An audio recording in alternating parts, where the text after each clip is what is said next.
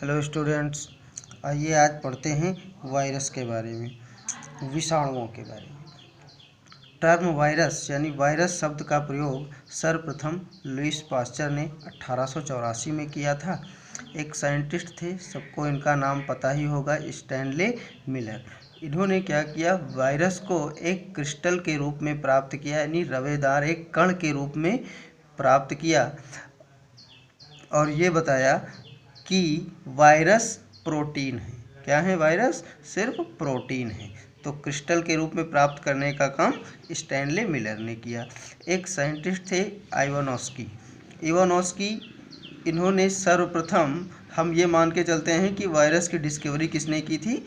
Ivanovsky ने थी, क्योंकि सर्वप्रथम अच्छा काम इन्होंने ही किया था, क्योंकि इन्होंने टोबैको मोज़ेक डिजीज़ की खोज की।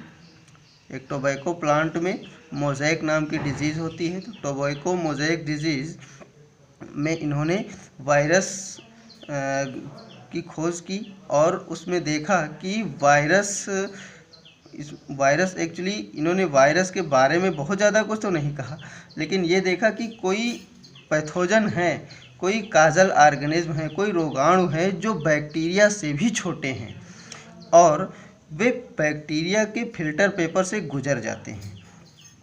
तो TMV यानी टोबैको मोज़ेक वायरस की डिस्कवरी इवानोस्की ने की। इन्होंने दो बातें बताई कि ये ऑर्गेनिज्म, ये जीव बैक्टीरिया से भी छोटे हैं जो बैक्टीरिया के फिल्टर पेपर से गुजर जाते हैं। नेक्स्ट एक साइंटिस्ट थे डब्लू बेजर्निक। इन्होंने एक शब्द कहा कंटाजियम वाइवम फ्लूइडम।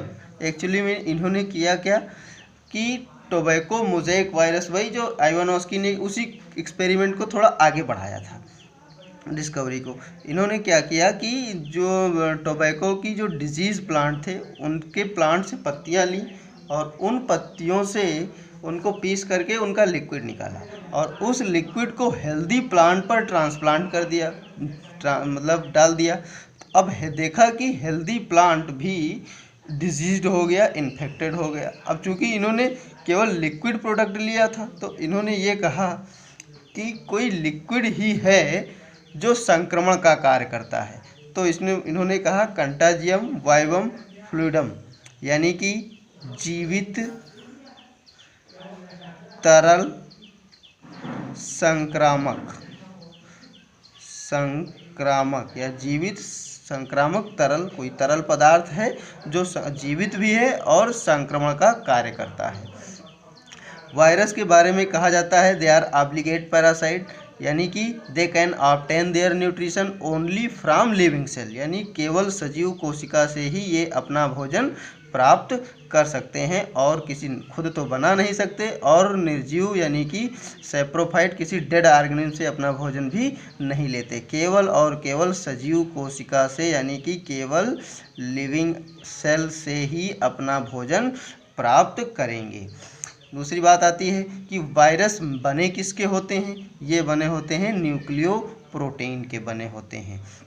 न्यूक्लियो शब्द का मतलब न्यूक्लिक अम्ल या न्यूक्लिक एसिड, और न्यूक्लिक एसिड में हम दो चीज़ों को पढ़ते हैं, RNA और DNA को।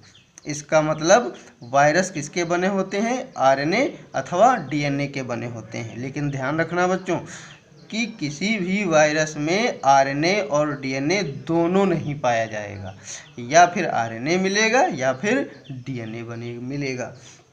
दूसरी चीज़ होती है इनमें प्रोटीन कोड, यानी कि दो ही चीज़ हैं, या तो RNA है या तो DNA है, और उसके बाद में बनी होती है प्रोटीन कोड, यानी कि कोई बीच में अगर इस प्रकार का DNA है तो इसके चारों तरफ एक कोट होगी जिसे को प्रोटीन कोट कहेंगे, और इस प्रोटीन कोट को हम एक नाम दे देते हैं कैप्सिड।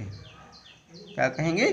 कैप्सिड। और इस प्रोटीन, चूँकि इसमें ढेर सारी प्रोटीन है, उसके कई यूनिट हैं, तो एक यूनिट की यदि बात करें तो इसे कहा जाता है कैप्सोमियर।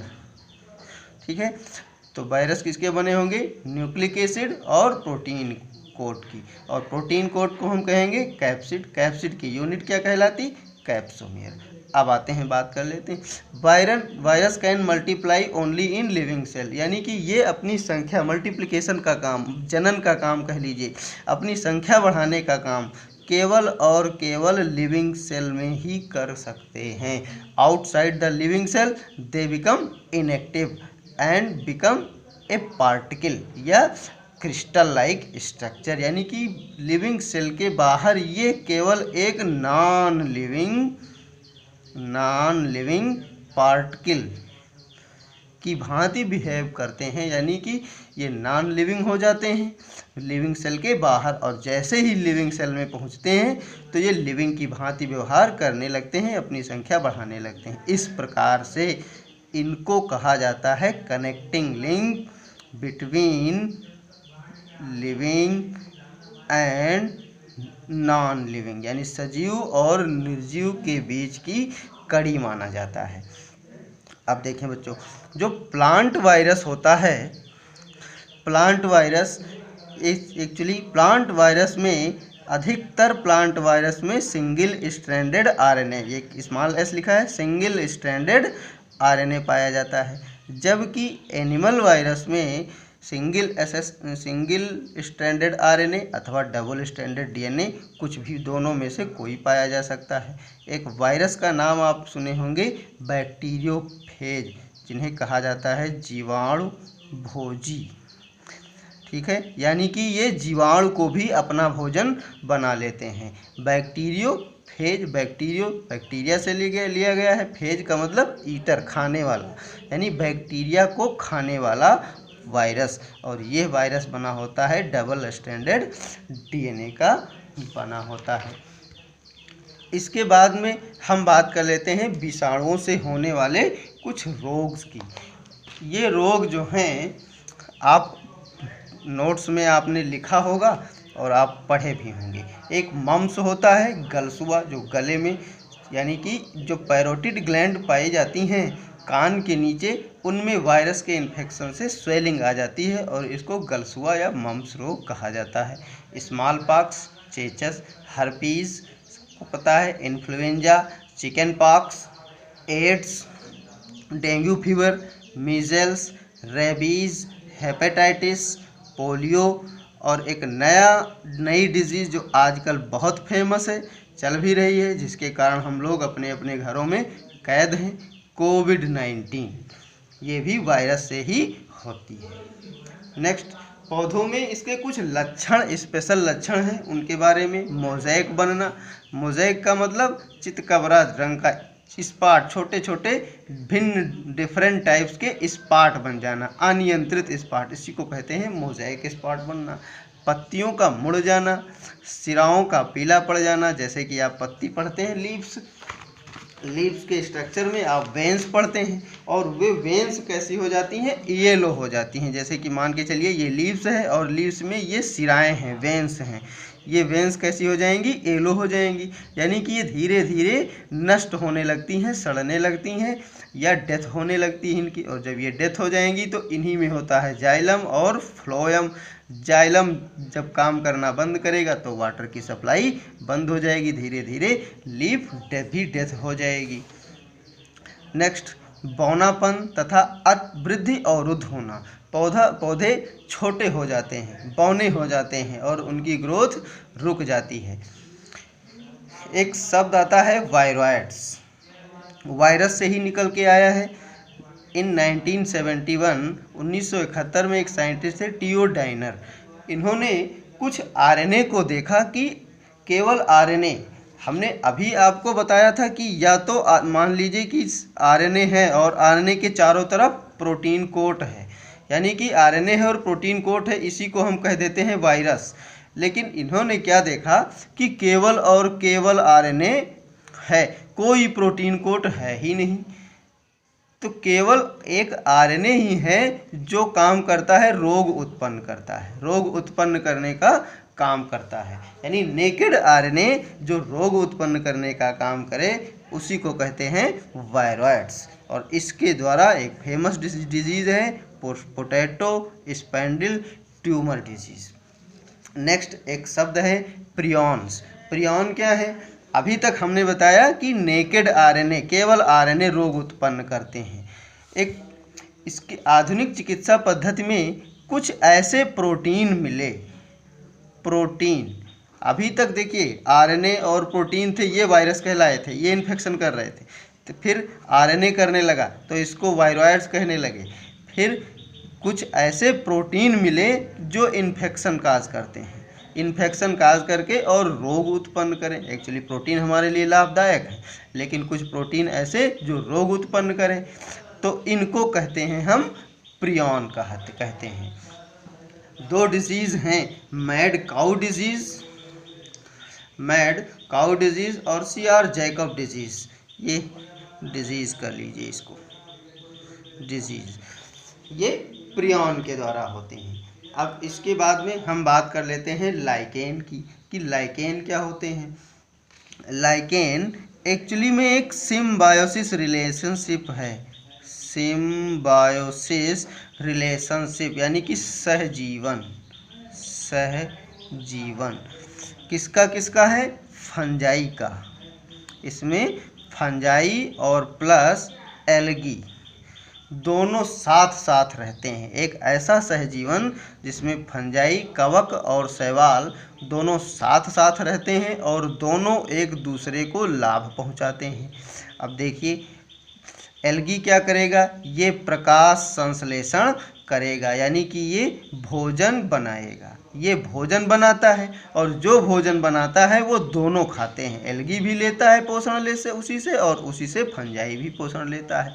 फंजाई क्या करते हैं, ये फंजाई क्या करते हैं कि वाटर एंड मिनरल्स ये एब्जॉर्प्शन में मदद करते हैं। क्या करेंगे, वाटर, और क्योंकि भोजन बनाने के लिए वाटर और मिनरल्स की भी ज़रूरत है, और वाटर और मिनरल्स के एब्जॉर्प्शन में मदद कौन करेगा, फंजाई करेंगे। साथ साथ में ये रिप्रोडक्शन भी करते हैं। क्या करेंगे, रिप्रोडक्शन यानी कि संख्या में वृद्धि करेंगे, जनन करेंगे, अपनी मल्टीप्लिकेशन करेंगे।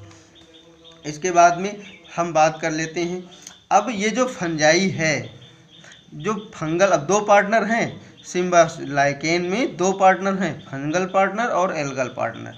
जो फंजाई पार्टनर है इसको कहा जाता है माइकोबायोन्ट, और एल्गल पार्टनर को कहते हैं फाइकोबायोन्ट। यहाँ पर थोड़ी गलती है, आप लोग सुधार लीजिएगा। फाइको BIONT, माइको BIO, ये N और ये T, माइकोबायोन्ट। अब ये लाइकेन 3 प्रकार के होते हैं, क्रस्टोज लाइकेन, फोलियोज लाइकेन और फ्रूटिकोज लाइकेन। क्रस्टोज यानी क्रस्ट की समान, यानी पपड़ी की तरह। ये पत्थरों और वृक्षों की छाल पर एक पपड़ी के रूप में लगे होते हैं, और इसी क्रस्ट के रूप में लगे होने की वजह से इनको कहते हैं क्रस्टोज लाइकेन। ये एग्जाम्पल के रूप में राइजोकार्पान। फोलियोज लाइकेन क्या होता है, ये फोलियोज यानी लीफ लाइक, पत्ती नुमा संरचना इनकी होती है, और ये पत्ती नुमा संरचना एक मूलाभास, राइजोइड्स लाइक संरचना, राइजोइड्स यानी कि मूलाभास, मूल का आभास जो कराता हो, यानी रूट के नुमा, जड़ के समान संरचना होती है, जिसे कहा जाता है राइजीन। जड़ नहीं कहेंगे क्योंकि ये राइजीन एक कोशिकीय यूनिसेलुलर होता है, और जबकि जड़ मल्टीसेलुलर होता है, बहुकोशिकीय। तो इससे जुड़े होते हैं, लगे होते हैं जमीन पर। जैसे एग्जाम्पल पार्मेलिया, और एक है पेल्टीगेरा। एक और है, बात कर लेते हैं फ्रूटिकोज लाइकेन। ये झाड़ी के समान, जैसे हम पढ़ते हैं हर्ब, श्रब और ट्री, यानी कि झाड़ी के समान होते हैं, और इनमें राइजीन नहीं पाई जाती, जैसे क्लेडोनिया और असनिया। एक जानकारी के लिए आप लोग समझ लें, लाइकेन ऐसी जगह पर कभी नहीं उगते जहां पर वातावरण प्रदूषित हो, यानी कि प्रदूषित क्षेत्रों में ये ग्रो नहीं करेंगे। और इस प्रकार से जहाँ जहाँ अगर लाइकेन को हम ग्रो कराएं और वे ना ग्रो करें, तो इसका मतलब वह क्षेत्र वायु प्रदूषित क्षेत्र की श्रेणी में आएगा।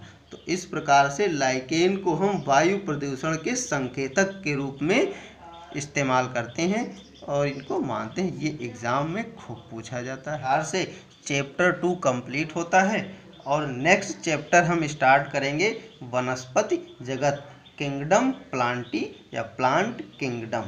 अब देखिए 5 किंगडम क्लासिफिकेशन, 5 जगत वर्गीकरण में हमने क्या क्या पढ़ लिया? फंजाई पढ़ लिया, प्रोटिस्टा पढ़ लिया।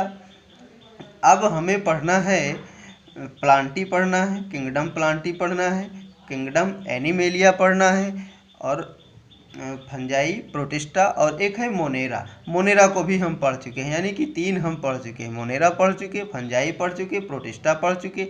अब किंगडम प्लांटी और किंगडम एनिमेलिया को पढ़ना है। 3rd चैप्टर, पूरा चैप्टर किंगडम प्लांटी का होगा और 4th चैप्टर किंगडम एनिमेलिया का होगा। आशा करते हैं आप लोगों को समझ में आया होगा। नेक्स्ट लेक्चर में हम नेक्स्ट चैप्टर स्टार्ट करेंगे। Okay, thank you.